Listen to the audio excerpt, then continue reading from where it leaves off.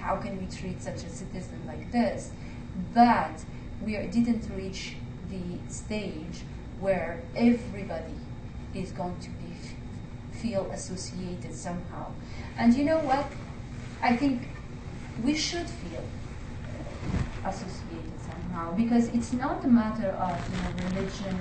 I think it's a matter of our rights, and this is how rights are get eroded easily, like bit by bit. Sorry, Doctor, there's actually a question. First of all, I'd like to thank you very much for coming and giving us space. I always had great admiration for the courage for what you do. Thank you. My question is, political activism is very important for all of us. I mean, this is the luxury we have in democracy that we must exercise. However, during the last 20, 30 years, through all the opposition to the Iraq War and other wars and injustices, we've been out on the street, we've signed petitions, we've seen our members of parliament, and somehow decisions are made and imposed on all of us.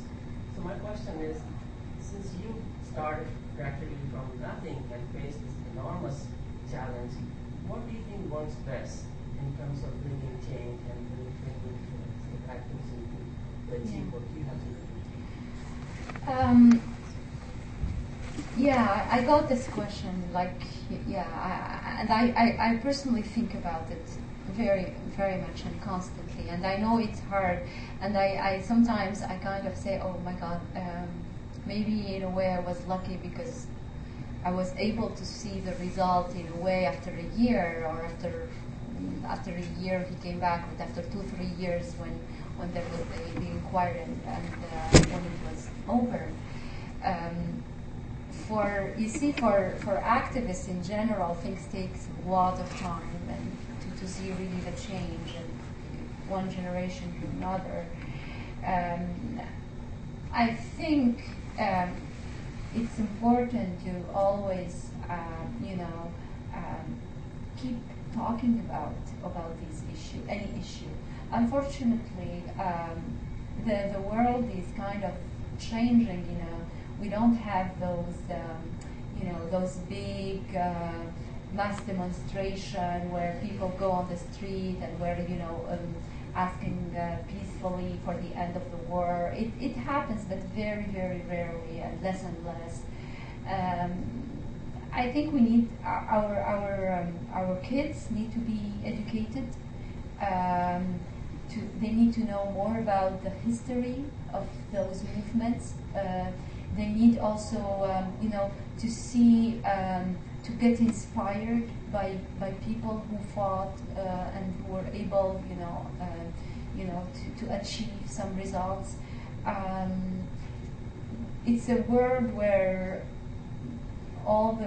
everybody is really interested in their BlackBerry machines, iPhone. They want to press on a button and get the result instantly. And this is dangerous. This is really dangerous because it makes us really lose what makes us human beings, that means thinking deeply. And so you see,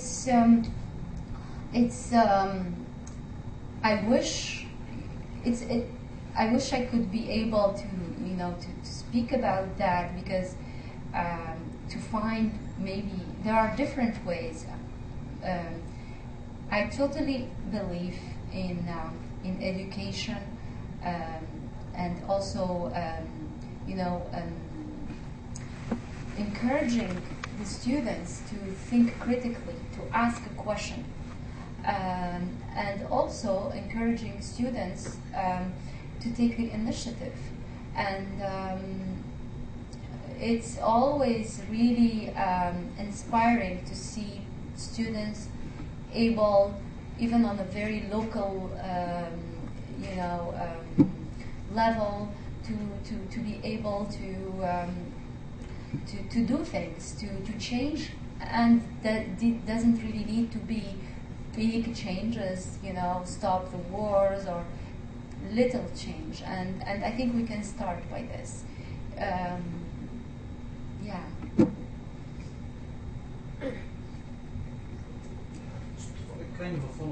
question. I mean, all of the experiences that you talked about, whether your own experience or many of the other stories that you cited, kind of, some would feel or argue that the experience of Canadian and American Muslims would lessen their feeling of citizenship and belonging to society, and would basically become, they feel of themselves as outsiders who cannot affect the way that things progress. And you seem to have made a different choice. Even after your husband's return, after this entire experience, you consider yourself an activist, you ran for parliament. So, I mean, I guess I'm curious as to what is the motivation? Where does the sense of engagement and citizenship come from? Well, I think I said one time, I have no choice. I think I have no choice. I believe in that. You see, sometimes you say, okay, for me, being indifferent or forget, or it's not a choice, because you cannot achieve anything with that.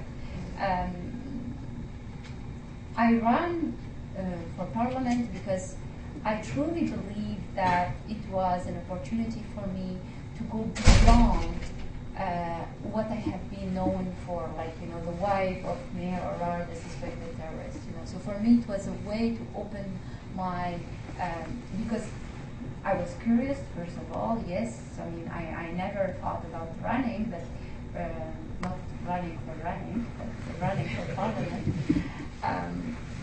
So I never thought about that, and I thought it was a good opportunity for me, as strange maybe as it can be for a woman, Muslim woman, to do it. I think I'm glad that I did it.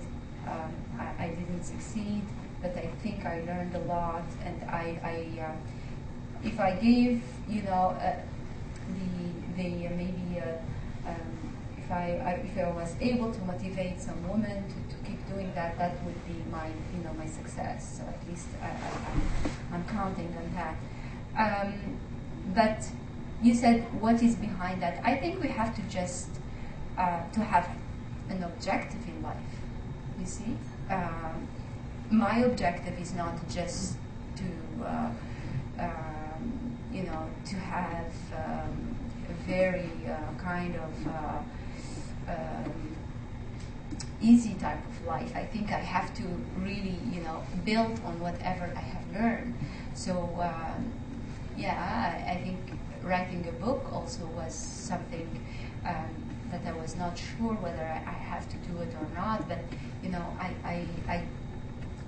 I decided to go and do it, and then keep talking about this issue and keep, doing speaking engagement. I think this is maybe, this is what I learned what to do, and to share it with people, and this is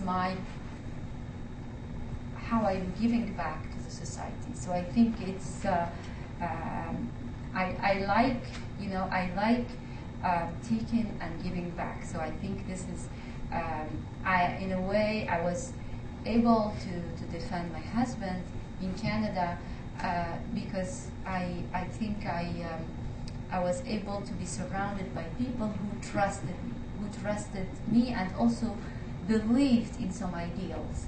And it is my way also to do the same, to keep believing in those ideals. Thank you very much.